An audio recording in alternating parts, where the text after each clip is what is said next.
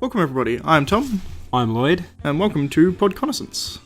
Hopefully you enjoy the show. Thank you. I mean, there's a lot of people who were killed in Yellowstone by brown bears. Yellowstone National Park in Montana. Brown bears or black bears? Brown bears. Because they apparently they reintroduced brown bears in there, I think, if I remember correctly. Yeah. And they also reintroduced wolves, I think, because they pretty much culled all the wolves, and then they introduced like Canadian wolves or something, which are like double the size or something like that. Which, I don't understand the reason behind that, unless that's the only type of wolves they are allowed to reintroduce. Because maybe, or it's just the easiest place to get wolves potentially. Well, that's what I mean. Like where can you get a whole bunch of wolves, which you can then take out of that habitat environment, put them somewhere else. I mean, reintroducing a population is difficult no matter where you're doing it. And exactly. If you got to reintroduce, what would be the traditional wolf for that, like the native wolf for that area, like a timber wolf? Yeah, essentially. And I mean, I don't think species-wise the ones from Canada are technically a separate species. It's just for some reason they're bigger. Maybe it's just the type of game, the hunting game. Maybe. I think because just there's less population. And also, like, it's colder, so it's more beneficial to have more body fat. And when you have more body fat, if you're like a wolf where you've got to hunt prey, you also get bigger and more muscle to go with that. But I mean, you look at everything in Canada is bigger. Like, their moose are enormous compared to, like, you go down south a bit, they get noticeably smaller. Yeah, well, you compare, you definitely, well, it's easy to compare Alaska to the US. Yeah. You see the same thing. Yeah. Because, well, I mean, Alaska is essentially Canada, right? Well, yeah. It was like a chunk that they sold to America, right? If I remember correctly. I think the Russians owned Alaska and they sold it to America. Maybe. I feel like that's... Could be a thing. I can't remember. But I remember they bought it because it was very oil rich, which is a Ford ad. But it was very rich in oil, which is why they bought it, I believe. Because they do a hell of a lot of oil mining up in Alaska. Aren't they? Because I know there's a lot of oil being done up there at the moment, but America's largest oil reserves are hidden under Alaska and haven't been tapped yet. I can believe it, because there's probably a lot of people who are campaigning to not tap a lot of that oil in Alaska, because it's a beautiful landscape. And if you make it all oil, dig for oil there, it'll ruin it slightly. Yeah, there's that, and they started... What's the other type of... It's not fracking. There's like... Is it sand? I can't remember the term. I'm not sure. Fracking is where they dig up the groundwater. Well, they frack for gas, but it fucks with the groundwater, apparently. I thought there's like a different way of extracting oil that they're attempting in those areas, but I could be wrong. Maybe. I don't know anything about it. But all I know is she can see Russia from her house. That's what happens in Alaska. Which I feel like I should say, just for fairness, Sarah Palin never actually said that.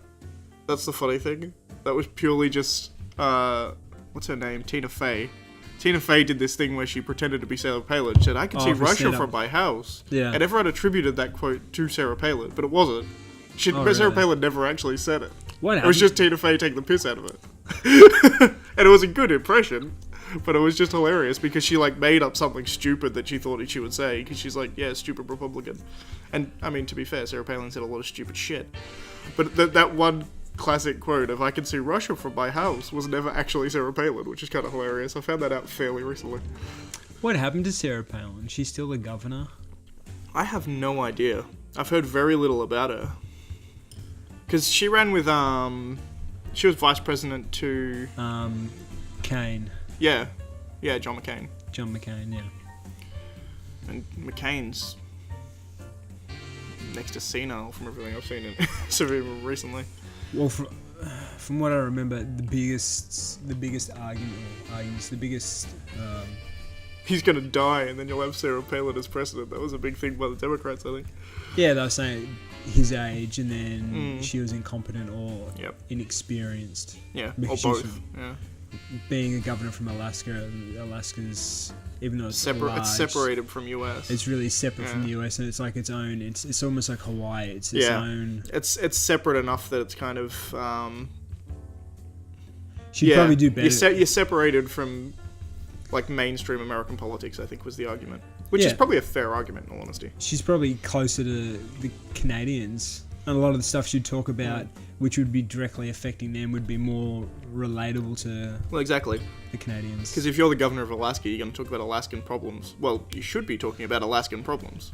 Well, the main problems would be, I assume, use of natural resources, the effects of the climate change. Mm-hmm. Although she was a Republican candidate, so she probably said it's all bullshit anyway. Yeah. And you got to wonder about that as well, is the fact that Alaska had a Republican governor, which is interesting. It would imply that Alaska is probably more right-wing on average. I assume that's just because people want money because it's hard life. It's a hard living. So that's true, I guess. At the end of the day, people just want a few extra bucks there's in their probably pocket to get that, like, materials they need to hunt. That's the other thing as well, is there's probably a lot of people there are like sort of working class miners. Because there'll be a lot of people living up there who are living there because of the oil. Yeah, it'd be miners. And working class people like that tend to often vote Republican these days because they tend to make them more money.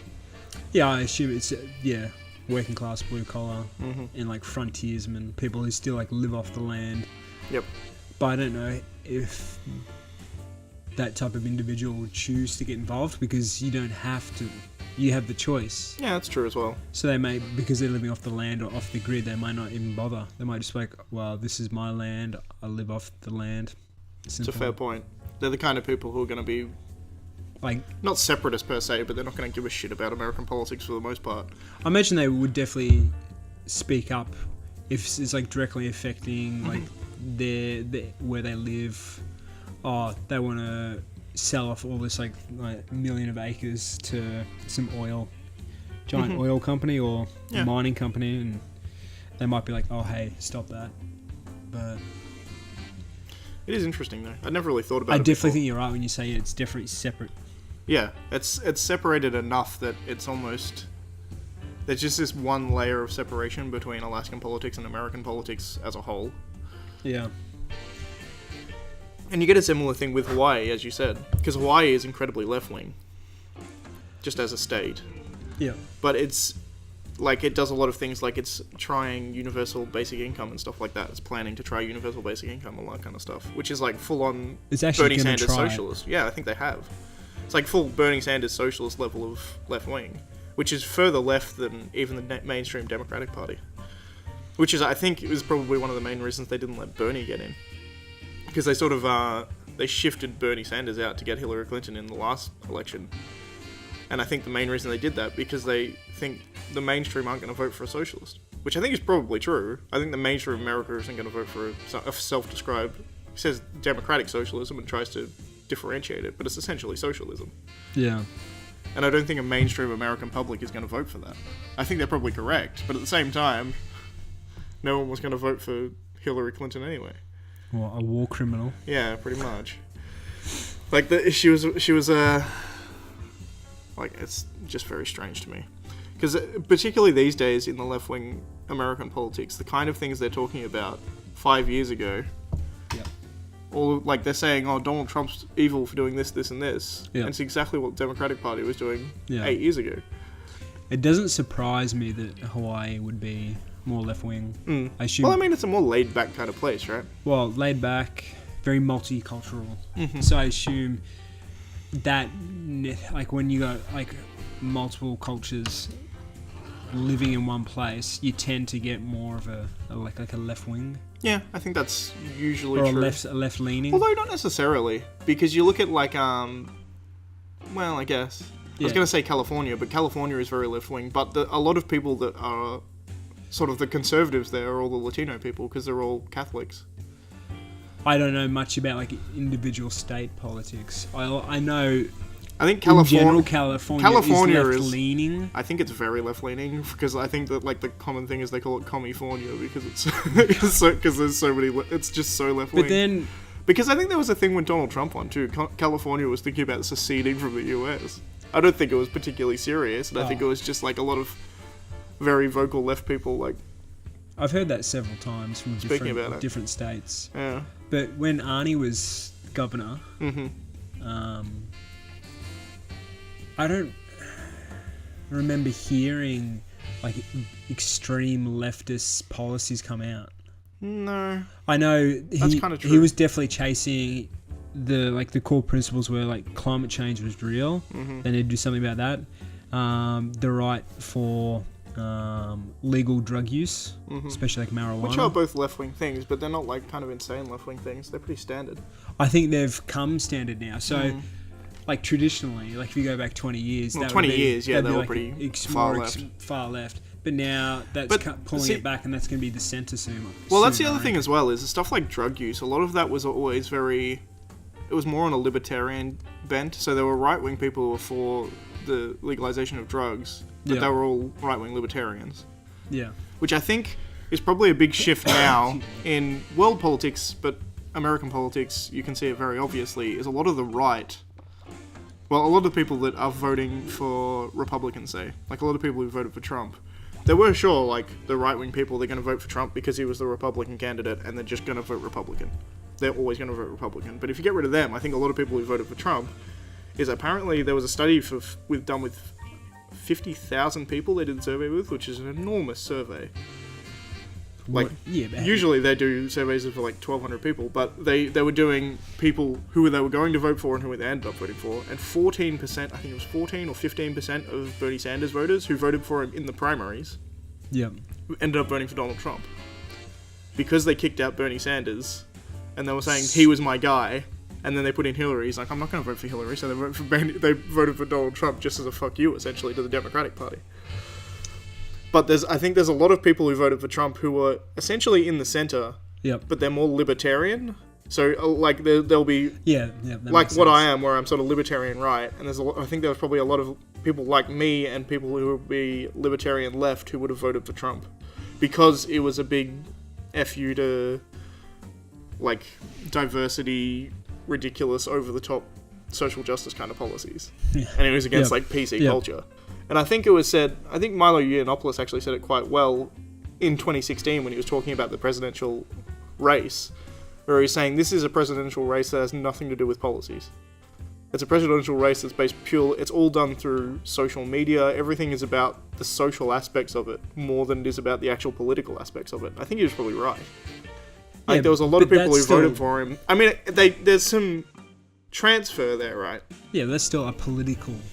To an extent, yeah. Like, when you're talking about politics, you're choosing a group of individuals to govern a larger group of individuals. So true, but I think the point he was making, and the point I'm trying to make here, is the fact that it was more about sort of social like things that aren't even necessarily law. It's talking about like the zeitgeist of what people believe, and the idea that people getting fired for saying something on Twitter or something like that, and essentially a lot of the Trumpian kind of people were all saying, no, it's bullshit.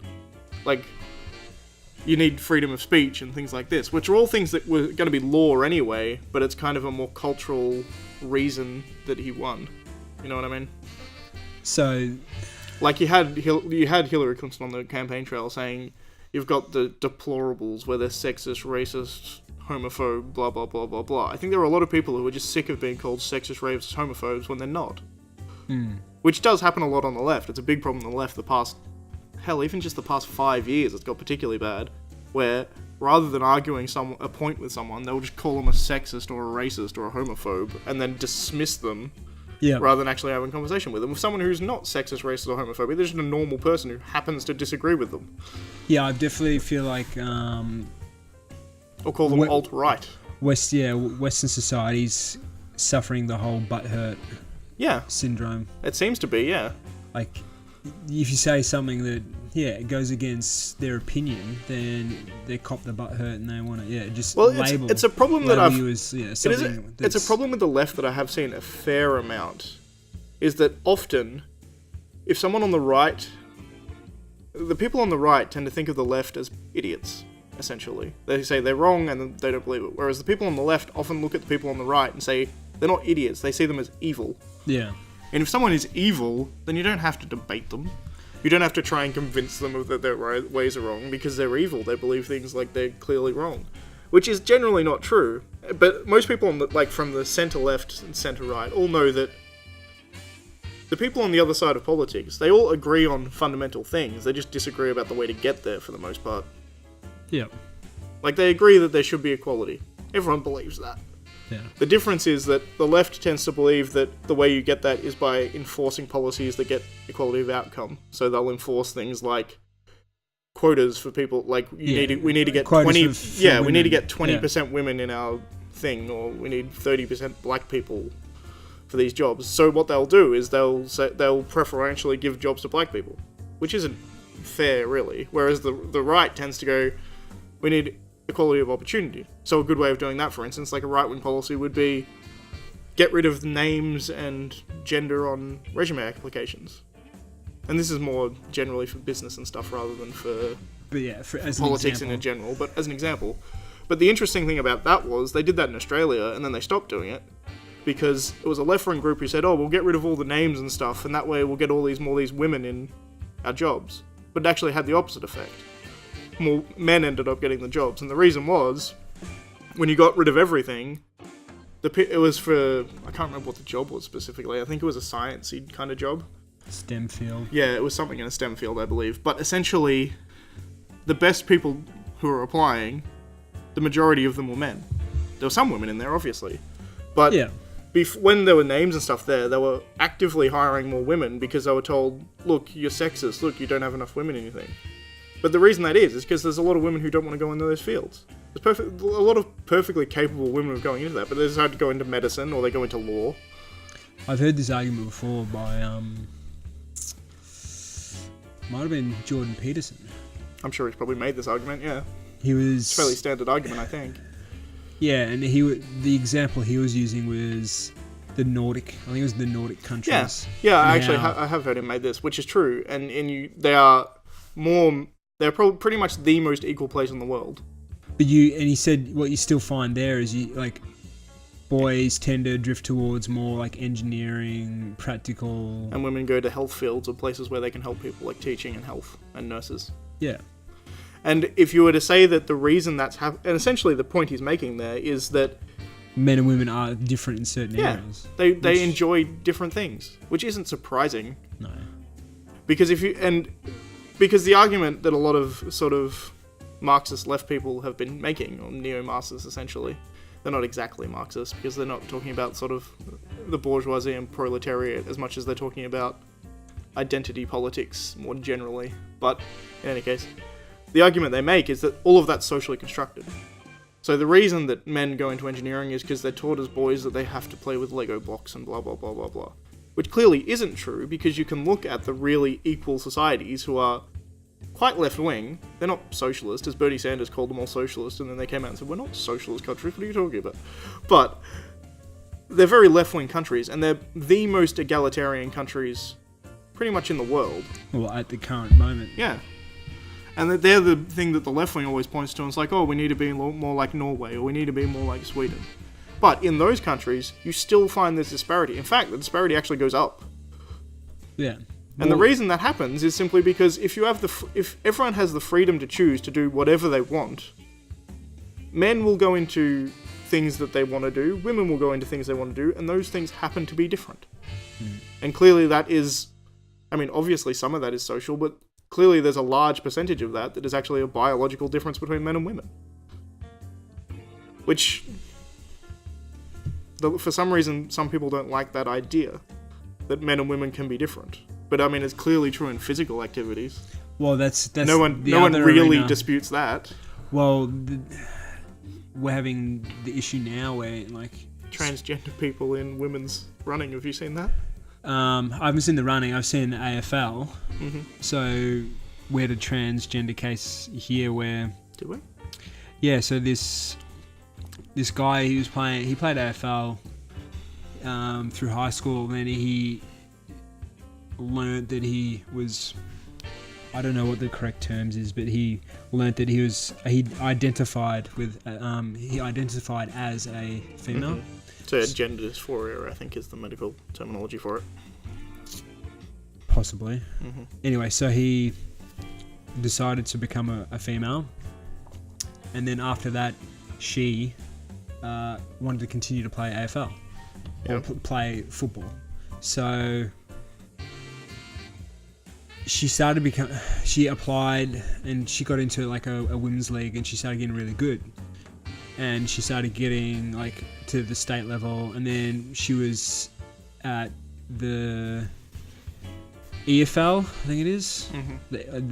I think she was in the Eastern League, but coming up to the VFL, ready to get picked for the AFL. And they didn't allow her in. And they were worried that because she was... she's biologically male, therefore she has... Well, she was like 110 kilograms and like 6'2", where most of the females were... about 5'10" and like 80 kilos. Yeah, 80, 85. And because she had fully developed as a man before she changed. Took hormone therapy or anything. Yep.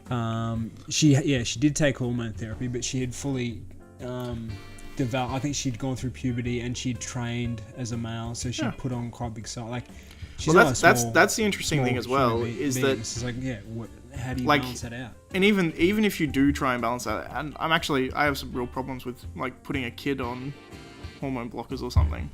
Because that can be some real problems, because there's about 80% of kids and teenagers who become transgender actually go back to their original gender.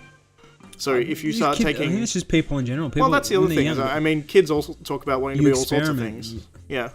Like kids talk about being a dinosaur. You don't say, okay, we're going to treat you as if you're a dinosaur. I mean, clearly I'm being hyperbolic here. But the difference here being that if you're going to do something like medically change the hormonal composition of your child, and there were some real problems with this, like I think it was in California, there was a case where they were trying to put their 3-year-old on hormone blockers, essentially to stop testosterone build up in this young boy, essentially this 3-year-old boy. Yeah. And no 3-year-old boy knows that he's transgender.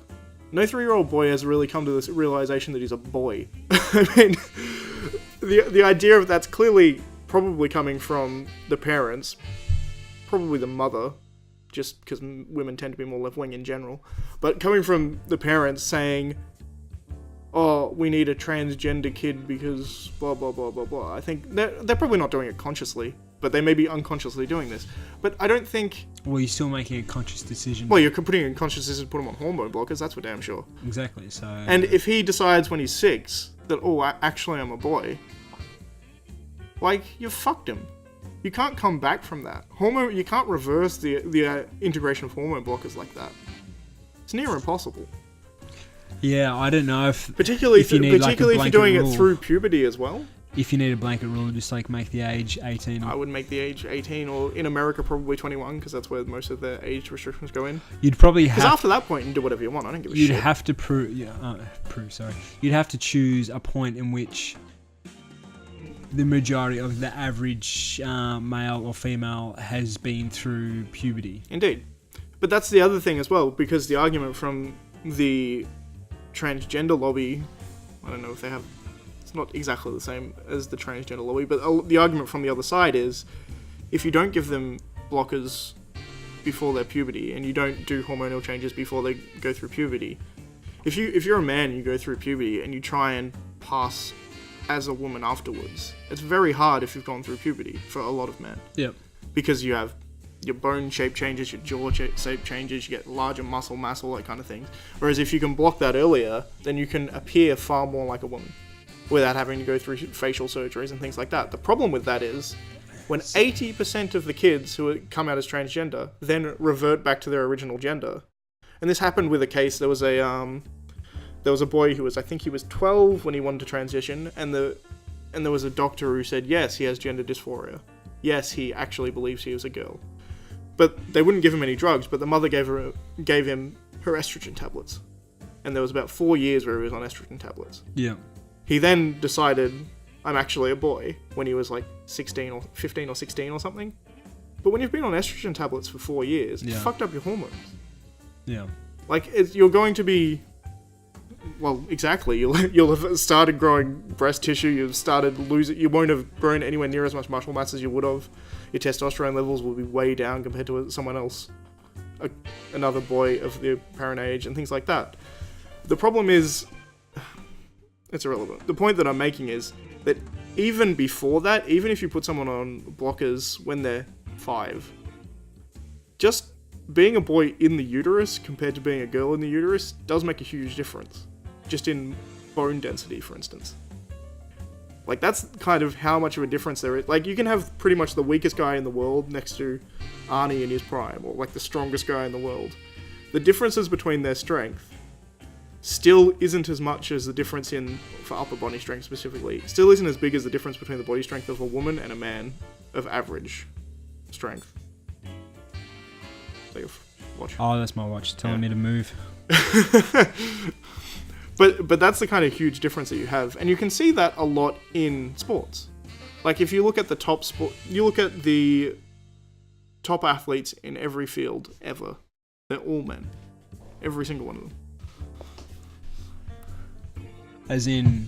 Well, the fastest 100-meter sprint, the highest high jump, I see. the longest Like, long jump. Yeah, if you ignore gender and just have everyone's records, and look at tennis. If you look at tennis, like Serena Williams is... Well, I don't think she is number 1 now. I think she actually dropped down, but she was number 1. Yeah, she dropped down because and when she was number baby. 1... Yeah, that's right. But when she was number 1, she was ranking 138th in the world. Oh, you mean like in... If you eradicate gender. Yeah. So she was better than the 138th ranked man in the world, essentially.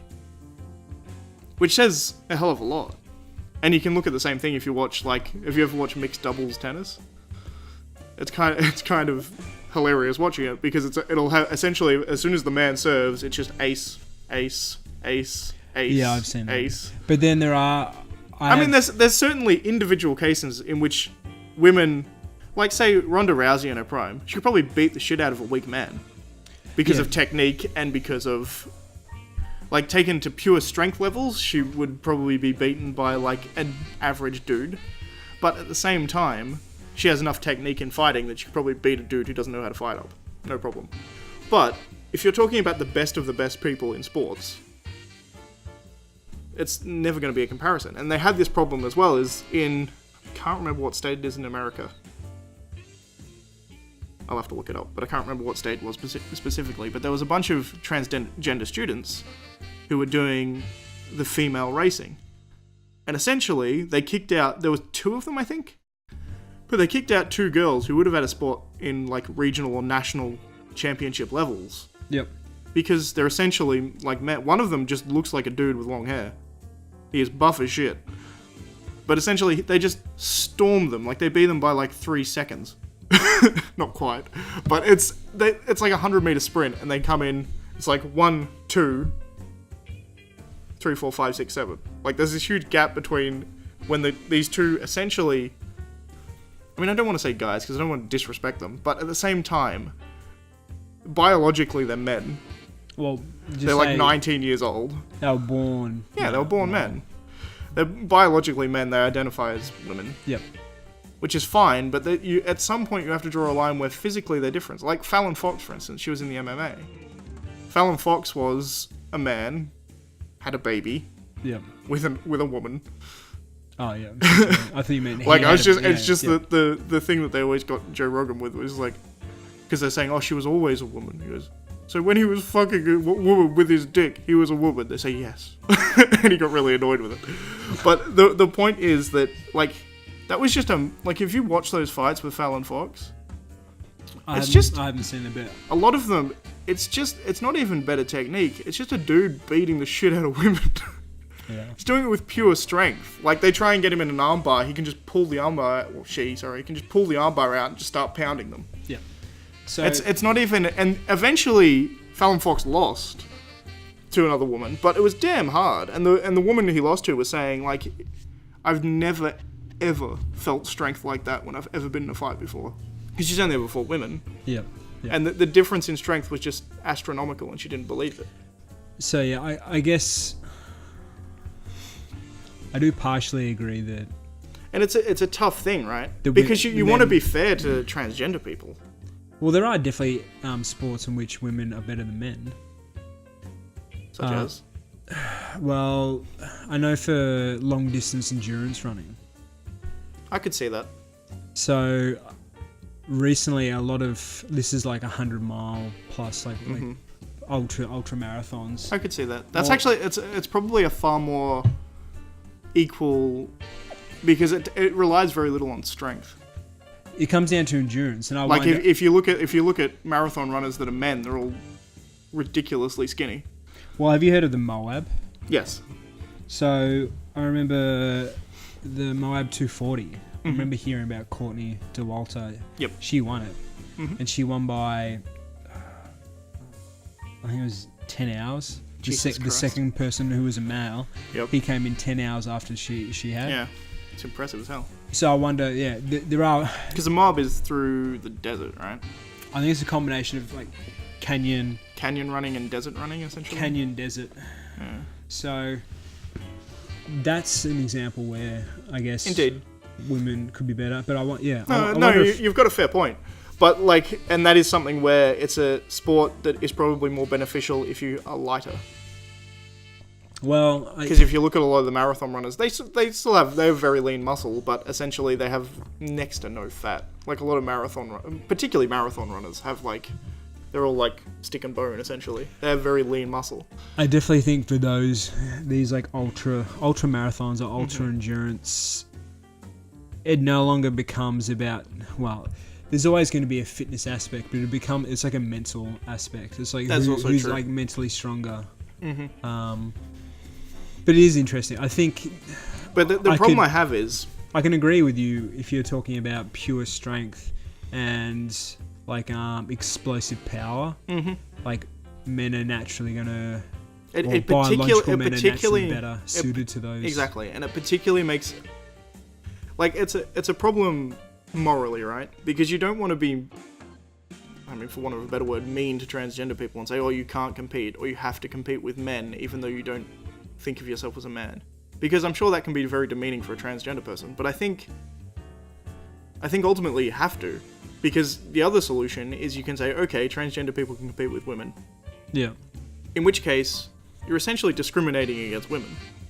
Because there are women, like there were two girls who were really pissed about it.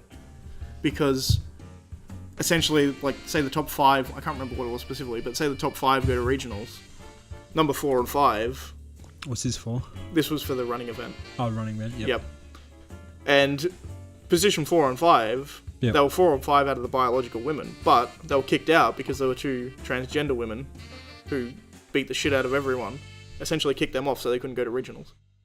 Oh, I see. Which makes a huge difference for like college transcripts and all sorts of other things in America. If you're like if you're like top 5 women in like a American high school doing track, yeah, of course. Yeah. like you're pretty damn good. And like it's you haven't lost your place because you didn't work hard enough or something. You've lost your place because biologically you're not as strong as Geraldine, who used to be Gerald, who can now beat the shit out of you in running. And it's a real problem and it's particularly noticeable, I think, in fighting. Like you really need to watch those Fallon Fox fights because it is just a dude beating the shit out of women. It's not even good fighting technique. He's just using pure strength to win those matches. She rather is using pure strength to win those matches. Yeah, it's a very murky situation. And it's a hard situation to talk about because you're essentially talking about saying, and there's a lot of things where it doesn't matter a shit whether you're transgender. Like if you're getting a job as a receptionist, like you're not going to perform any differently if you're transgender for the most part. You could arguably make some problem because there's another thing with transgenderism, which is a huge problem, is that they have a 40% suicide rate, which is equivalent of schizophrenia or bipolar disorder, or manic depression, I think it's called now.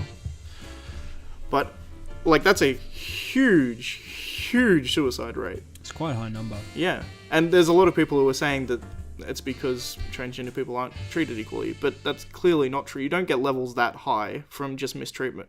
I mean, that's higher than black people during slavery. It's just that kind of suicide rate speaks to essentially mental illness levels of suicidality, which is a real problem, and it's worrying for people who are transgender as well. Like, if you have a friend who's become transgender, you want to support them and say, okay, that's fine, because for the most part, being transgender is irrelevant. For most jobs and most social interactions, someone being a man as opposed to a woman, or a woman as opposed to a man, is pretty much irrelevant, because gender itself is often fairly irrelevant in today's society. But you also have to realize that the idea of gender dysphoria, or believing that you're in the wrong gender or in the wrong body,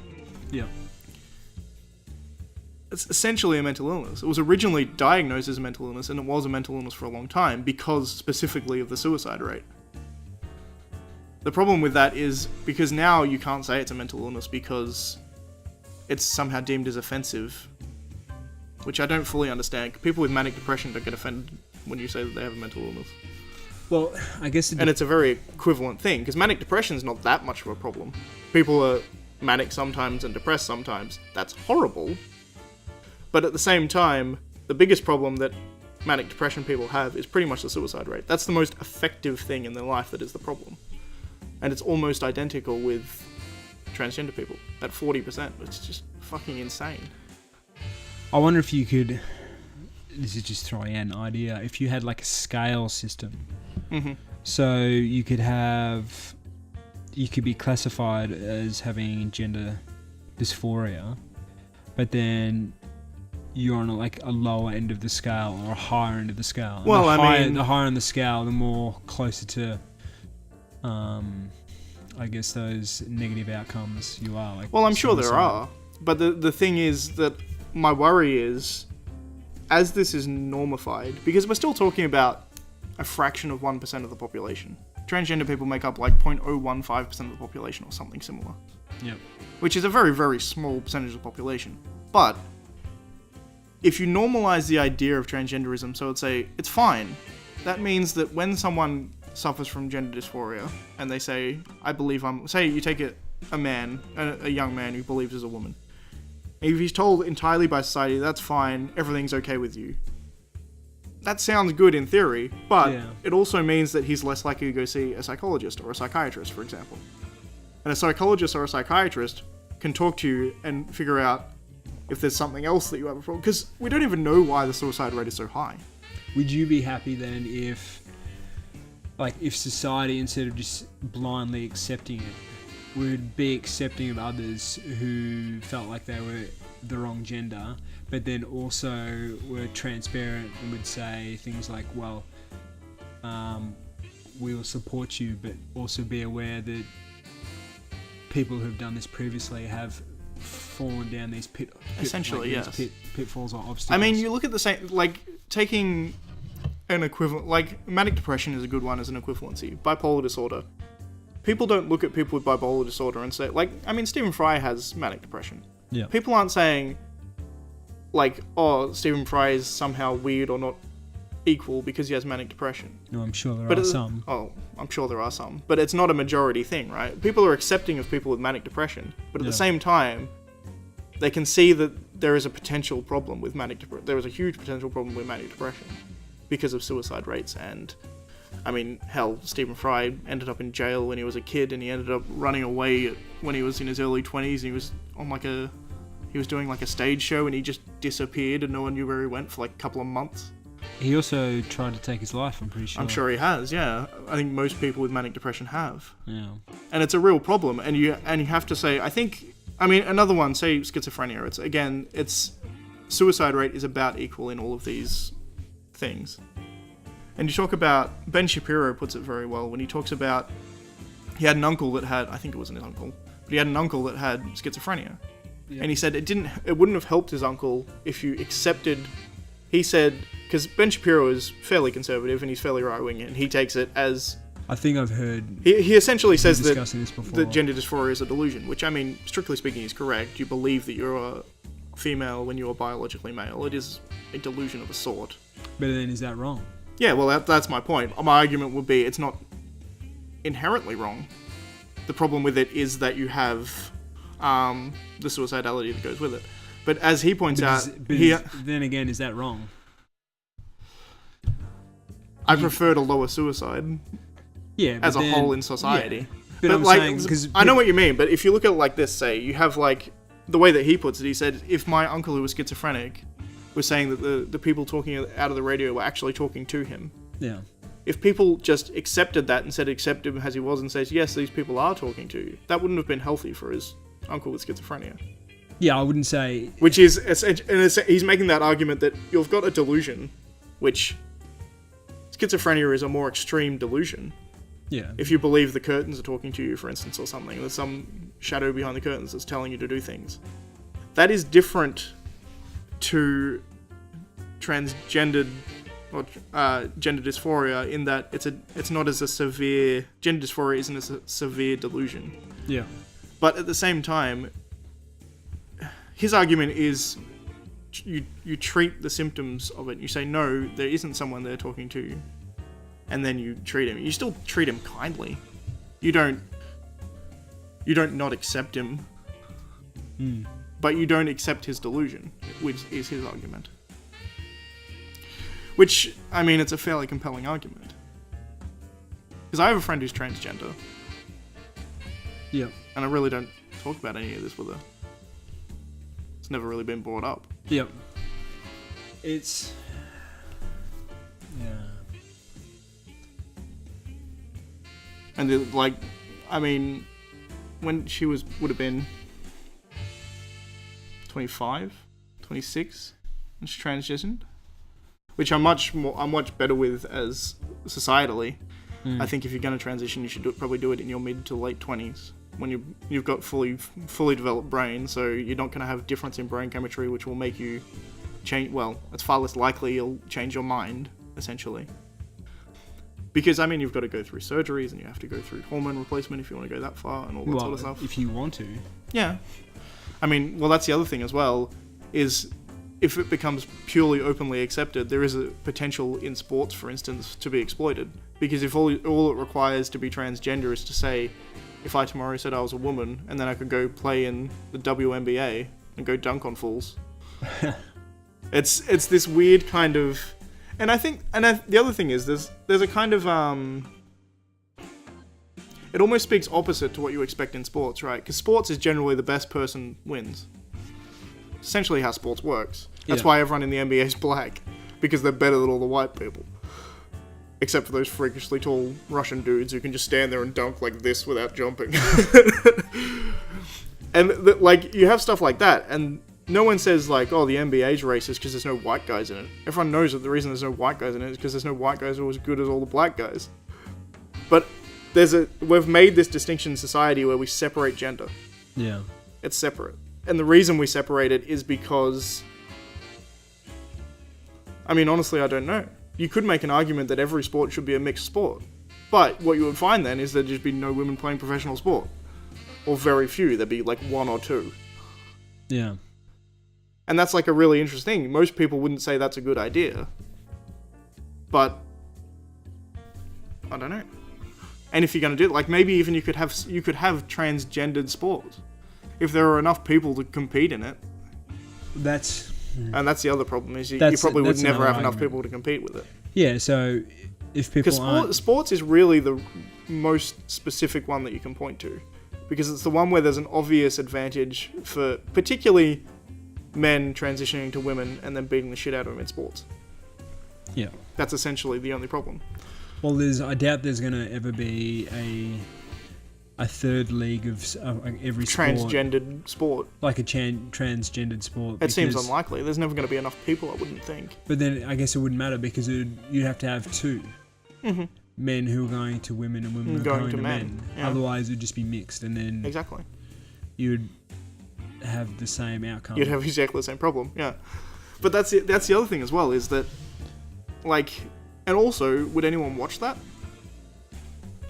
I mean, very few people watch women's sports compared to men's sports a lot of the time. There's still plenty of mixed sports out there to choose from anyway, so... Well, there's some sports where it's not as much of an issue. Yeah. Like, non-contact sports, it's often not as much of an issue. But, like, sometimes it still is. Like, you look at soccer. Like, the women's soccer teams, like professional women's soccer teams, Yeah. like I think it was the American Olympic women's soccer team. Their training was to go up against an under-15s team, and they lost, and they thought it was good training. Like an under-15s boys team. Yeah, yeah. But that's just how much difference there is in sport ability. Well, and you look at like women's AFL as well. Like the first match of women's AFL had huge numbers. Yeah. But it's dropped off now. They had hardly any people watching. Well, I think it will just the situation will solve itself. Well, you would hope so, yeah. So if you go ahead and have mixed leagues or transgender people in one sport versus another, it's probably just not going to take off. Maybe. But I mean, that's the thing as well, is the problem with that is that you still have to make a decision whether or not, say, I mean, the biggest problem is transgender men going into women's sports. Yeah. You've got to see whether or not you allow that. Because it's hard to say one way or the other whether you should. I actually fall onto the side that you shouldn't. But the only reason I say that is because... I don't see why you should. Yeah, well, I mean, the only argument that you should is that this person identifies as a woman. For all intents and purposes outside of this sport, they're a woman. But when you consider them for this sport, they're a transgendered man, not a woman. You make that... Or a transgendered woman, so someone who was a man, as far as that sport is concerned. So societally, you're making a distinction for sport that you're not making as a distinction for society as a whole, which is interesting. Yeah, well, it would be simple. You split it, you have gender is separate from biological identity. Sex. You can do that, yeah. Yeah, so you can play any sport you want based off your biological sex. Yeah. And then which I tend to agree with. Your gender can be whatever you want. The problem with that is there's a lot of people who disagree with that. Yeah, but there's a lot of people who are taking it to the point where, like this one in... there's always going to be people who are... That's true. On the opposite side, arguing something. That is true. But it's very hard to write laws and stuff surrounding this kind of stuff. I'm not... Yeah, it's not going to be easy, but it's not... It's not impossible. No. But it's the other thing as well is, like, it's very strange. I think it's probably a good sign that this is even in the talking points of the world at wider. Because you're talking about the world at wider? Is that what I just said? In the wider world. Because you're talking... sports. Yeah, exactly. Yeah, you're talking about, like, a population of, as I said, I think it's about 0.015% of the population globally. You're talking about such a small population, and this is the civil rights issue we have to talk about, because everything else is pretty much solved. I was talking about the same thing when we had, fairly recently, we actually had the vote on gay marriage in Australia, and it passed. Yeah. But that is a civil rights movement for about 5% of the population. Yeah. Which is kind of insane. I mean, it's a good thing, don't get me wrong, and I voted for it. Yeah. But at the same time, like, if that's the fight you have to fight, it's a pretty good sign. That's fairly optimistic that a lot of the problems have already been fixed. Yeah, well, nothing's ever going to be 100% perfect. No. You're never going to get to utopia. And you can always get better, but that doesn't mean where you are now is bad. Yeah, exactly. Which I think is a big problem that a lot of people have currently, where they sort of see and they talk about current day like it's the worst in the world, yeah, and it used to be better 20 years ago. Everyone only ever focuses on the negatives. They don't look at the positives. True. Which is kind of good in a way, because it means we get shit done. If you're only ever focusing on the negatives, then you're always trying to fix the negatives. Yeah, so it's got to be balanced. Mm-hmm. Yeah. It's intriguing, though. It's definitely something that's in discussion throughout the world at the moment. Yeah. It's like a hot topic. It is a very hot topic currently. And I think... And it's just very interesting. And I think sport is a very obvious place where it's a big problem. And I think up until... Because there was a long time where no one even thought about it in sport, until people started competing in... Essentially, biological males started competing in female sports. When it first came to the forefront, and everyone, oh shit, that's not fair.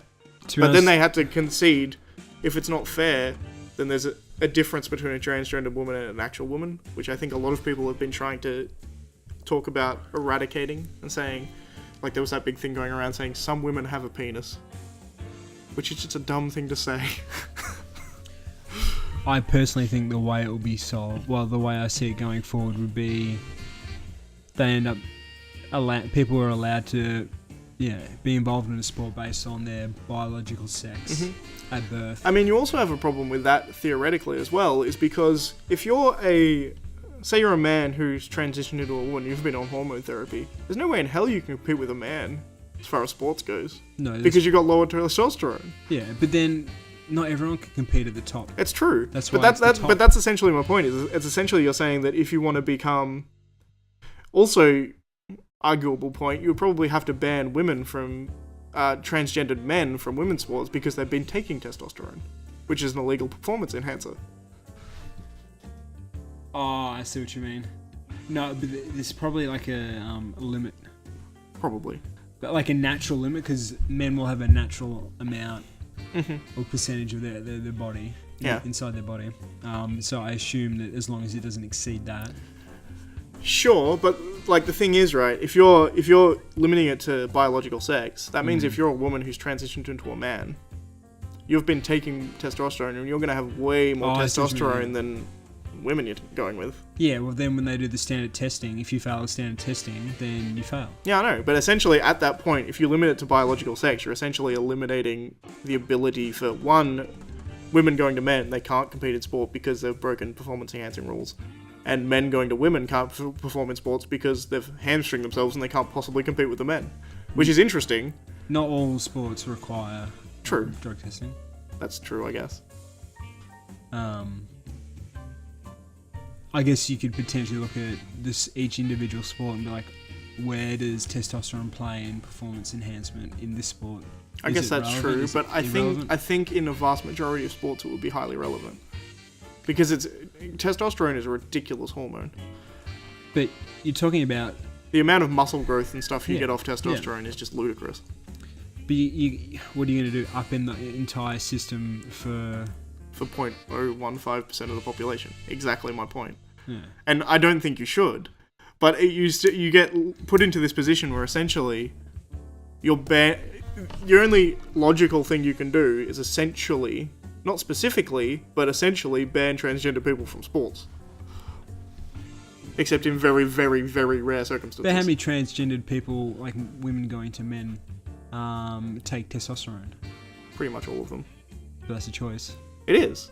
So they don't have to. If they want to... They don't. And I agree with you in principle. The problem is that if you say stuff like that, you get shrieked at by a lot of people from sort of hardcore left because they're saying you're not treating them equally. As far as I'm concerned, you are. Because they're saying, oh, it's not really my choice to take testosterone because I'm really a man and I'm just fixing the imbalance of God or the universe or whatever put me in a woman's body. But, like, the reality of the situation is you have to essentially draw the line somewhere. And that's essentially where I draw the line. You can't have like a wave-based line where it, like, it's up and down Pretty for much. certain people. I just keep it simple. Yeah. Straightforward. I tend to agree. There's always going to be people who disagree and who call you many, many names. Yeah, well, I mean, but we're probably both transphobic by someone's definition, just by even having the discussion. Who knows? I'm pretty sure there'd be plenty of slurs slung at us, but... Whatever, I don't actually care. But well, that's the thing, it doesn't affect us. With the other shit I say, it's not really a matter of... It's probably the least of the worst I've ever said. But it's most certainly interesting.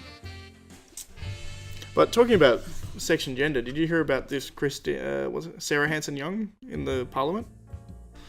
The one that got slurred at by... What's his name? I can't remember his name. We're looking up it now. But essentially, I'll go over it. Well, it was in it was in Parliament. I don't know whether it was during question time in Parliament. But it was in Parliament. Essentially, she was told to stop shagging men, is what he told her to do. And she's come out and gone on a big tirade about how sexist he is. But apparently, according to him, it was in response to her saying that all men are responsible for rape. She said that. Apparently, according to him, which was what his response was. The point she was making, I'm sure, isn't that all men are rapists. I'm sure the point she was making is it needs to be a culture that you've got to teach people not to rape. Because I've heard this a lot, which is bullshit. Because all men know not to rape. The only ones who don't are rapists, and they still know they're not supposed to rape. They're just asshole cunts who should be shot in the head.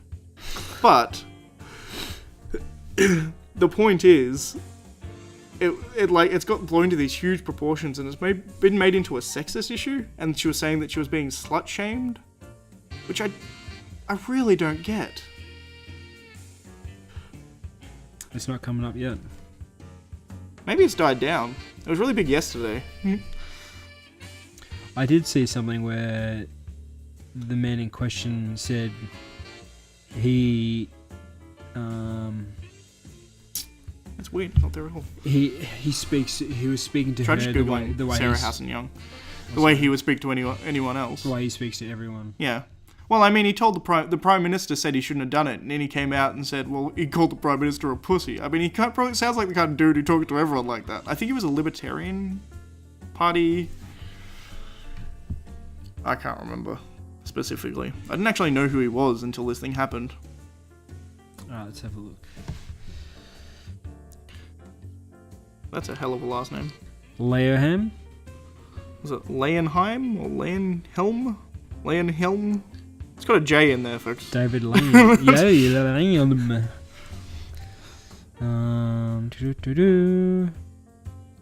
And none of this was recorded, apparently. It's essentially a he said, she said. The difference being that he's not denying what he said. He's just saying he said it in response to something she said, and apparently she's denying that she said that in the first place, or something similar. He looks like a backbencher. Yeah, I think they both are. Because Sarah Hanson Young used to be a frontbencher, and then she went to the backbench when she had a baby, I think, because she didn't want as big a role in politics, or something like that. I can't remember quite specifically, but... Because she used to be, like, Minister for Sport or something like that, didn't she, for the Greens Party? Don't know. ABC News is saying that Young is commenting that David's commenting that his comments to Sarah Hanson Young are just abuse, but not sexist. Yeah, we're just abuse, not sexist. Yeah, well, that's probably true. I'm sure he said it, like he was saying it in relation to gender, but he wasn't saying it because she was a woman. Yeah, he says here that he has told people that they're bastards or bitches, irrespective of gender. Yeah. I do the same thing. It's the same odd thing you have with the C word, right? He says a lot of people, like in America particularly, it's really odd, where in America the C word is like exclusively used for women for some reason. Yeah, he's just saying it's just abuse. He's like, I am a normal Australian. I am elected by normal Australians. Normal Australians call people bitches, bastards, tell them to shut up, and various things of that nature. I don't discriminate between men and women. Yeah, I mean, he said that as well. I remember I saw him say something along the lines of, "Look, I was telling her to fuck off. I was just doing it in a comical way. I'm allowed to do that. It's Parliament. That's what Australian Parliament's all about." But people are like that in general. Yeah. And I think that's another... And I can believe she said what he said, because essentially he said that what she had said in Parliament was that, because they were discussing, there's been a couple of really quite violent rape and murder cases in Australia very recently. Yeah. And one of them previously was done by a guy who is supposedly autistic. Yeah. I have to wonder what level of autism he has, because... Well, it's a spectrum now, so... Well, it's a huge spectrum now, because the actual diagnosis of autism has gone up hugely in the past, 10 years. But who knows if that's true or false? Well, I mean, that's the thing, right? Because, if you give out enough tests, if someone got ADD. Well, if someone ADHD has, autism. I mean, the amount of people, pretty much everyone in the physics department probably has autism by the current reckoning. Because the kind of people who are like that, where they're very analytical like that, and kind of all the people who work all those engineers at Google are probably all autistic. Exactly. Well, there's super smart people like that, and those kind of people... You don't have to be smart. You can be analytical. True. But if you a lot of them end up being smart because they focus on work. Yeah, if you focus on... Say you have an individual who focuses on something and sticks to focusing on something, they're just like, oh, he's got autism. Well, that's the other thing as well, right? But, say... If you've got someone like Elon Musk probably would be on the autism spectrum, I would say. Possibly. If he raped and murdered someone, I wouldn't say, oh, it's okay, he has autism, it's not entirely his fault. He's still a fully functioning human being. You can be fully functioning and have autism, but irrespective. The way that it's being portrayed is oh, he was It's like a retard who went and raped and murdered someone. And the implication being it's like not entirely his fault. So there's these people who haven't been really going really hard on him. Yeah. But irrespective, the point is that that's been in the news and that was what was being discussed. And I think in that sort of vein, he alleged that she had said, all men need to take responsibility for this, or something similar. Or all men are responsible for this, or all men need to take responsibility for this. Which he took to mean, essentially, that she's saying, like, it's men's responsibility because someone went out and raped a girl. It's a silly argument. Well, it's an argument that's been popping up quite frequently. Like lately. Lisa Wilkinson, did you see her on, what's it called? The 7:30 Project? Or the 7 p.m. Project? Channel 10, I can't remember what it's called. 7. To be honest, no, I haven't. I think it's just called The Project now. She doesn't add any value to my life, so... No, she doesn't. And this is why Carl Stefanova got paid more, goddammit, because she's an idiot. Well, he doesn't add value to my life either, so I don't watch him. So. That's true. I don't watch any TV, pretty much. Same. But she was on The Project, and she said that we don't need to teach women that they shouldn't be walking alone through the park at night. We need to teach men not to rape. Which is the most ridiculous statement ever. Men know not to rape. It's not like they caught this guy and said, hey, you're not supposed to rape. And he goes, oh, I didn't know. No one ever taught me I wasn't supposed to rape people. Like, it's such an asinine thing. And also, it's the idea that she's saying, oh, it's unfair because women can't walk through a park. Do you ever go walking alone through a park at night? I fucking don't. I don't. Because it's not a thing for women. It's a thing for people. You don't go walking through a park at night because it's dangerous as shit. There's homeless people walking around who could stab you and try and rob you. There's gangs hanging around. I mean, you don't... It's not a gendered thing. I wonder if... It's not like, oh, women can't do this. It's just people shouldn't do this. As you said, yeah, if it doesn't really... Like, you wouldn't go walking through a park, or I wouldn't go walking through a park late at night. Particularly alone. Well, because usually you'd fear that some incident could occur. So I wonder if of those, like, if a crime was to be committed for women, the crime tends to be more. I would say more likely. You're more likely to be raped as a woman if you don't take into consideration prison rape. Well, yeah. Which, I've heard I mean, before, you probably should take into consideration prison rape, because men are by far more raped than women, but that's just because men are raped in prison a hell of a lot. And it's horrible, but at the same time, they're criminals. But then I could see how that adds to the argument that people believe that all men are rapists because... You put them in a confined space and they all rape each other. Well, exactly. It's like but to be fair, they're the people in prison, so they're the most violent 10% of the population. But then, I don't know if you could say all women are rapists. All people are rapists. No, it's a silly thing. By the same quote, you could say there's a bunch of people who are murdered in prison, therefore all men are murderers. Like, it doesn't follow. It's a silly argument, but the reason that it's brought up is because the left has this idea that if you say, like the current thing, like, police often ask what a victim was wearing when they were raped, right? And the reason they ask that is so they can check CCTV footage and stuff.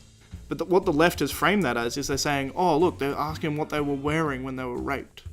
As if they're somehow asking for it or something, because that's a thing like sort of far-right Islam and stuff says, like, oh, they were asking for it, blah, blah, blah. Like in India, there's a bunch of rape cases where like, people literally used offences. She was asking for it, look what she was wearing. Yeah. She was out alone after night. Of course she wanted to be raped. Yeah. Like, that's literally things they use in court. Luckily, recently they haven't actually been winning those cases in court. Thank God. But that's a whole nother... But that's the thing. The reason that they're saying culture. you've got to teach men not to rape is because they've come up to this idea that victim blaming, quote unquote, is inexcusable. Which, to an extent, I agree. You don't blame someone because they were raped. But at the same time, saying... You can't just blanketly accuse a gender. Yeah, well, you also can't say, like, if you say she probably shouldn't have been walking through the park after midnight by herself. That's not blaming her for being raped. That's just saying that's something you shouldn't do. That's like saying... I wouldn't even say, I'd just say it's more dangerous to walk by yourself later at night. It's a dumb thing to do. Doesn't it? Well, it's just more dangerous. Yeah. But doing something like that and saying that, the left, well, the far left has portrayed that as victim blaming. So they can't possibly do that. So they have to come out and say, "Oh, you can't say that. You can't. We shouldn't be teaching our girls not to walk through the park late night. We have to teach our men not to rape." Like, you have to come up with that because it's the only logical thing you can say when you say you can't say anything about what the victim was doing was wrong or inadvised. And it's the same argument to say, like, vast majority of people lock their doors when they leave. Like, when they leave their car, they don't leave the car unlocked. Yeah. If someone gets their car stolen and they had their car unlocked, it's probably fairly reasonable to say, why the hell did you have your car unlocked? It's still not your fault that your car was stolen, but you didn't make it harder for someone to steal your car. You've done something that made it very easy for someone to steal your car. It doesn't make someone stealing your car your fault. Yeah. It's a identical kind of argument. Obviously, it gets worse because this girl was actually raped and then murdered. I mean, it's fucking horrible. So it's a more sort of severe thing, and it's more emotionally charged than someone getting the car stolen. But it's logically an equivalent situation. You're doing something that puts you in more danger of something happening, and then it happens to you. And then people are saying, when it's after it's happening, it's saying, look, for other people, don't go out. And it's like a warning, essentially. It's saying, don't go out late at night by yourself walking through a park. It's a bad idea. Because the reason people are saying it is because they want to lower the chances of it happening again. I guess all I would say was just be cautious. Well, yeah. When you're by yourself. And I don't agree with a blanket blanket statement about all men. Well, it's a very sexist statement. A blanket statement about any group. Any group or gender. Pretty much. That's just ignorant. Yes. I mean, I mean, a lot of the time as well, and a lot of people say that people use blanket statements when they don't as well. There's a difference between using a blanket statement about teaching men not to rape. What you're saying there is that the average man believes that rape's okay. Yeah, but there's a difference between that and making like a generalization, for instance. Generalizations are nowhere near as bad as that. They still have problems a lot of the time, but there's a lot of people who get into trouble, particularly a lot of social scientists that get into trouble because their entire job is to speak in generalities. Like, they're talking about the differences between groups, and then they get called out for making blanket statements about groups when they're not really. Like, if they say something like the statements we were talking about before, when we say men are more interested in things and women are more interested in people, is essentially the argument we were making. That's a general statement. But you're not saying that all women like people and not things, and all men only care about things and not people. You're just talking about it. You're saying, on average, that's what happens. And there's a difference there. Yeah, you can always, I think it's one of those like philosophical things you can always debate. Yeah, most definitely. And it's interesting to debate. Like, is a pair a pair? Or are you just imagining that a pair exists? Well, now we're getting real metaphysical. Like, you know what I mean? Like, you can... I've had this argument with my father quite a lot, actually. What, you think that it's like the Matrix? No, he does. He reckons it's the Matrix. Not exactly, but his argument is that I see the world, because I'm fairly logical, I see the world as it is. So, for instance, there's a pen sitting over there. I can see the pen, I can reach over and I can pick up the pen, I can feel the pen. I'm like, therefore the pen is there. Yeah. His argument is, essentially, that I can only perceive the world through my 5 senses. So there's a lot of other stuff that could exist that I don't know about. Yeah.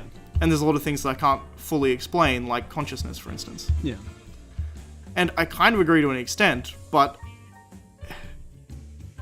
if there's another pen sitting next to it, it's just I can't smell, taste, hear, touch, or feel it. I don't care.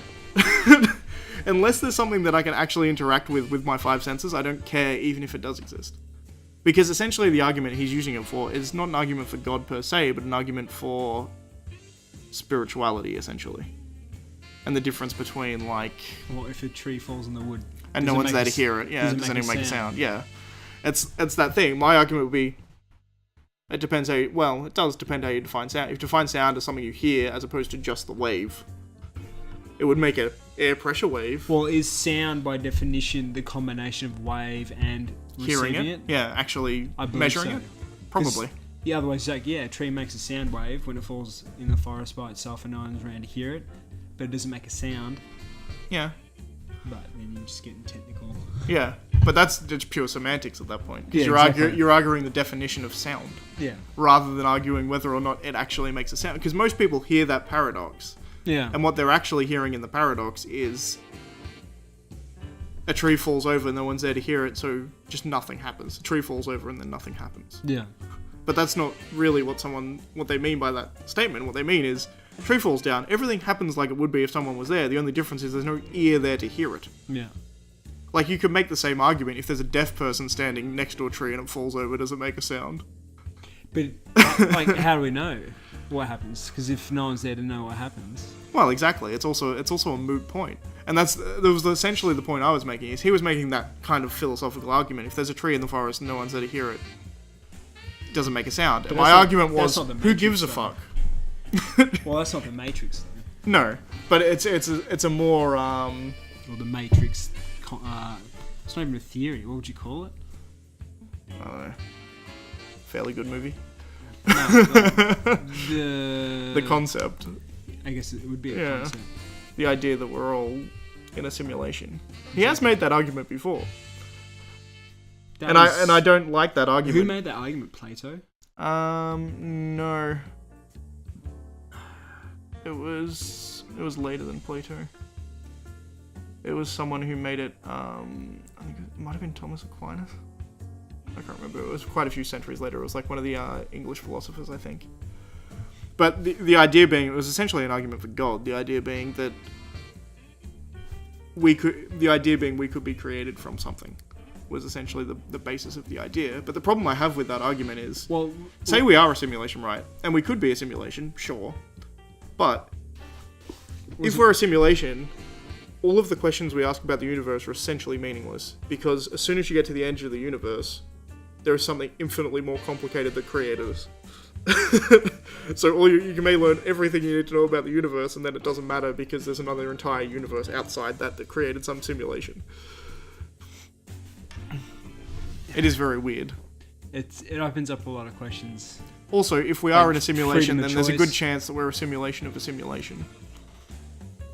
Because statistically speaking, if we are a simulation, why would the world that simulated us not also be a simulation? Unless you were in a simulation yourself as an individual, and everything you experienced was the simulation. My dad's also made that argument. But I wasn't sure if the original concept is like we're all in a simulation together, or it's like individual pods where you're experiencing... I think both have been argued. But that's the silly thing about it too, right? Is the fact that, let's say I'm in a simulation, everything around me is all simulated. Nothing's real. Why would I care? Unless I can somehow get out of that simulation, it's a meaningless thing to me. Because it doesn't affect me in any way. As far as I'm concerned, I just have to live out my life in this simulation. Yeah, but that's the simulation to me is my real life. Therefore, that's a very stoic outlook, though. I suppose. A stoic. Or nihilistic, depending on which way you want to look at it. No, it should be more stoic, because it's like... It's an acceptance of life as it is. Well, the way you're looking at life is there is things outside of my control and there's things inside my control. Mm-hmm. And if I'm inside a simulation and it's outside my control, then there's no worth in me worrying about it, because I'm not going to gain anything from it. Yeah. But if the only thing even if I somehow learned with proof positive fact that I was inside a simulation, what would that matter? It'd be interesting. It might make things a lot easier, I reckon, for making decisions, because you know everything's a simulation. I suppose. But it depends whether the simulation is whether I have... Well, I mean, it opens the question about free will, right? Well, I often feel that people who tend to have strong religious beliefs. Mm-hmm. I've always thought this have an easier time at making choices and decisions. I think that's true. Because you have a framework that you attach your choices to. Yeah. And why? How do I choose this? Oh, well, what would blah blah tell me to do? Do that one. Mm-hmm. And so forth and so forth. Whereas when you're not in that camp and you have more questions, because you don't know. I guess that's true, but at the same time, people still tend to do that even if they don't have any religiosity. They just sort of, rather than saying, like, what would Jesus do or what would Buddha do or something. Yeah. Essentially what they say is, what would everybody else in my situation do? But I don't know if they do. Because religious people are in touch with, like, a spiritual aspect of themselves. Whereas everyone who's not religious may not necessarily be spiritual. True. So they may just be making choices because it's what their next door neighbour's done, it's what their parents did before them. Whereas those... Which is arguably equally dogmatic. Whereas those who are on the opposite, they're not in the religious camp, but they're in, like...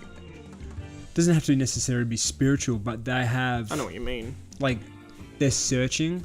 They're, like, I guess you could say, you could have a group of religious people, and they're awake to their religion, and then you have everyone else who isn't a part of that religion, but not everyone in that second group may be awake. They may just be blindly going about their time, whereas there'll be a community within that where people are constantly questioning, like, what is our reality?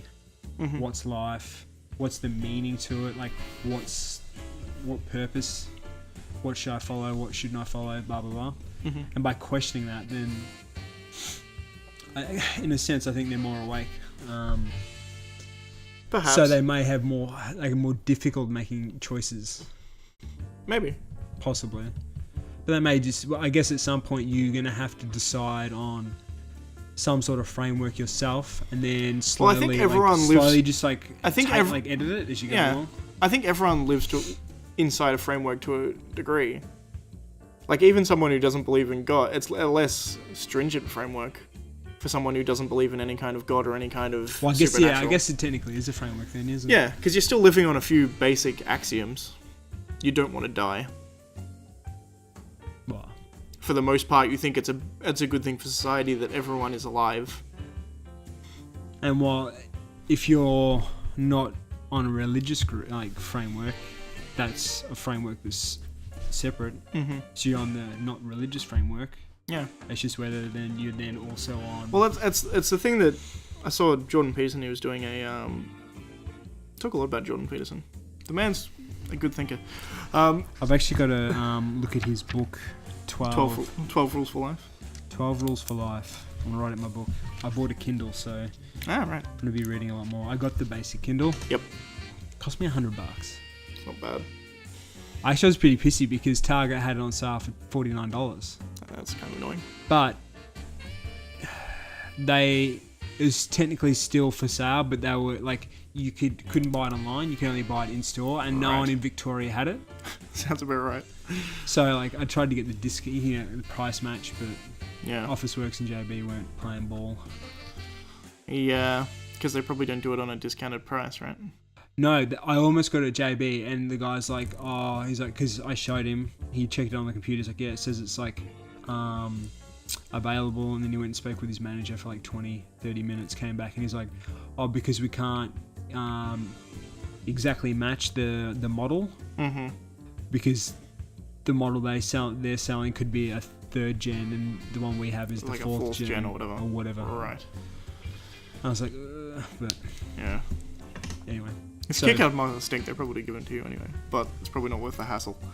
But essentially, when I saw it, he was doing an argument with, I can't remember where he was talking specifically, but essentially he was talking about, like, pure basic axiomatic things that really were kind of interesting. Like, he was talking about the fact that he was talking to an atheist, and the atheist was saying that he doesn't believe in God, and Jordan Peterson said that you live as if you believe in God. To which he said, what do you mean by that? Because he was actually getting quite pissed by it. He was saying, what do you mean by that? And the point he was making, and it's very hard to understand, even I was having trouble following it, was that the argument he was making was essentially, you live on a bunch of assumptions. You assume, or not even assumptions, they're just propositions. For starters, you assume that living is the preferable thing you want to do. And that the good of society, one, that there should be a good of society, and two, that the good of society is that most people should live. Like, that's like basic as you could probably ever even get. And when I think about it, which really fucked my brain, is why do we think that? They're biological impulses to live and breed and blah blah blah blah, but why are they biological impulses? Oh, I see what you mean. It's a hard argument to, like, why should life exist? It doesn't for, like, a huge chunk of the universe. Mm. And it exists on this planet, and we want to live. Mm. But why do you want to live? I mean, it got to the point for me where I was essentially like, that's, for me, unanswerable, so I don't care. But it's a very hard question to answer. In fact, I think it's pretty much impossible to answer. Trying to think, not only, say you want to live, why do you want to live? I can't answer that. I don't know why I do, I just do. Yeah. Is it possible that the reason that I do is because it was programmed into me by some greater being? Perhaps. I don't think that's really what the argument Jordan Peterson was making. But like, there's also the Eastern philosophies where they don't believe it's a greater being, but like the universe. Yeah, which I think probably. Itself. I think Jordan Peterson probably believes something similar. I think he would call himself a Christian, but I don't think he believes in like the anthropomorphic version of God. I think he probably believes in God as consciousness, some part of a suppletion of everything in the universe, everything outside the universe. I don't know. But I don't think he has a very... Because I've never heard him answer that question. He's been asked quite a few times whether he believes in God, and he never answers the question directly. And I think the reason he never answers the question directly is because it would be... He probably does. He probably jumps back and forth. He probably just doesn't know. He's probably constantly questioning. I would say so.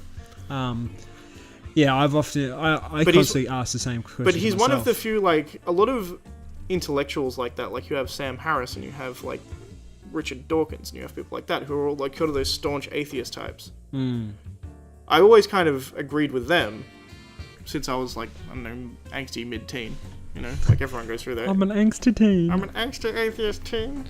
Yeah. But I've agreed with that point, but he's the first kind of incredibly intelligent person who's come out with some kind of argument for why...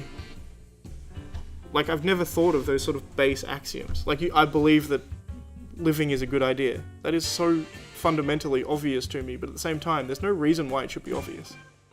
Mm. Like, why? And it's incredibly metaphysical, and it's down to the point where it's like, does it even matter? We all tend to agree that it's a good thing that you want to live. Is it because... I mean, the pain of death is too much to bear? Maybe. And not the fact that you want to live, but it's more that's the other thing as well. Like, pain death to is a larger obstacle than living. Living's easier. Maybe. It's like the lazy option. Maybe. I mean, that's a dark way of looking at things. No, but you know what I mean. Strive really hard and kill yourself. Well, because you could... I know what you mean. But it's this weird thing, right? Because... Yeah, it fucked my brain up for a while. Because, yeah, I guess I can see people saying that it's not like it's not that you're desiring to live, it's just... You're desiring not to die. That's all you've known. Yeah. So it's an easier option. Well, that's the other thing as well. Maybe the reason that everyone decides that living is a good option is because if people didn't believe that living was a good option, everyone would kill themselves and we wouldn't exist. I guess it depends what you... The fact that we're here means that living is a good option. Otherwise, we wouldn't be here. Because, our ancestors would kill themselves because they wouldn't have believed it's a good option. Or at least not tried to live. Unless at the beginning of evolution, this wasn't there, but as... What were we, like, cells? As they...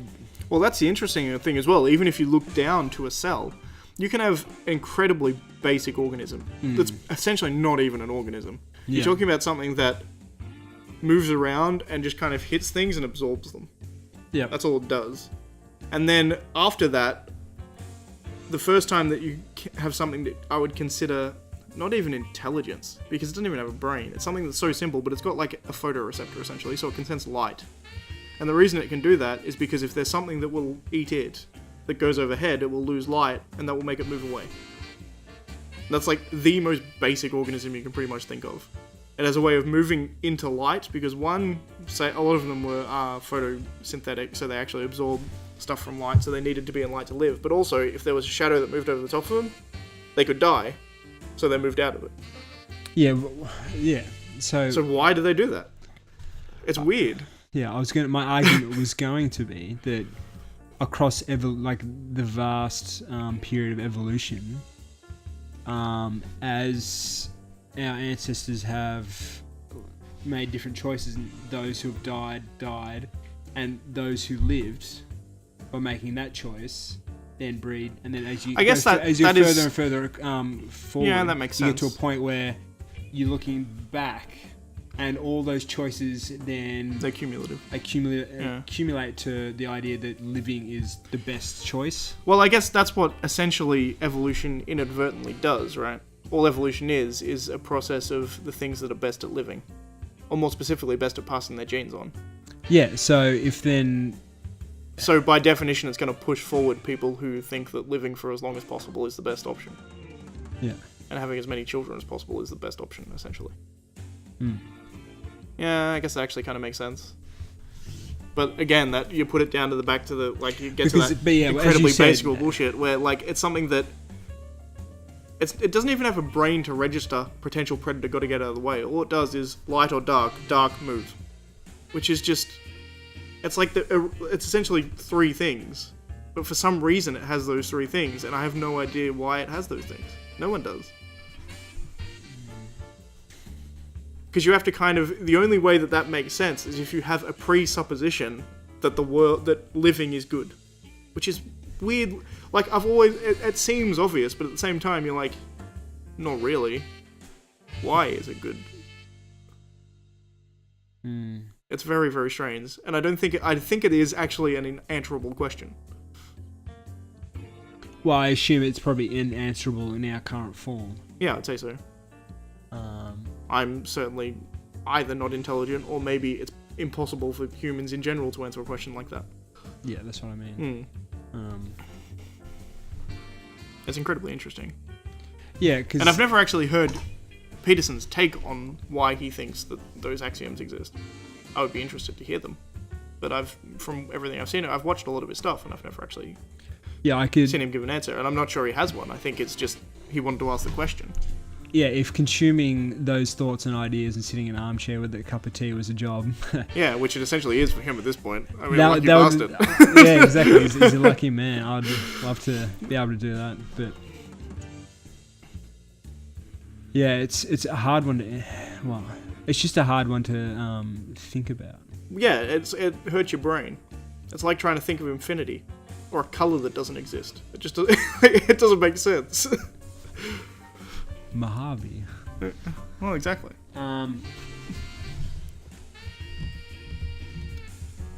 But that's the other thing as well when you get into things like this, like this idea of it's always the meme on the internet of mind explosion thoughts. Like, does a blind person does anyone even a blind person? Do they even know what color is? Not really. Well, a lot of if you're born blind, a lot of people don't. You talk to people who are born blind, they don't understand the concept of color. They can't possibly understand it. Well, but from my understanding, though, for people who are born blind, the way they describe colours are based on feelings. So some people do, yeah. Which is a weird sense of synesthesia. Red is warmth. Mm-hmm. Blue is But at the same time, a lot of the time that is not always, but a lot of the time that is based off being told things. Like if someone tells them fire is red, they know that fire is hot. Mm. So they start to associate things like fire with heat. Yeah. I don't think that's innate, I think that's learned. A lot of the time. But there are actually cases of synesthesia, which is a really weird and awesome condition in which your senses get weirdly intertwined in your brain. So there are people who can see color, see music, and hear colors and things like that. It's a very, very, very and smell. You hear a color. Yeah, essentially.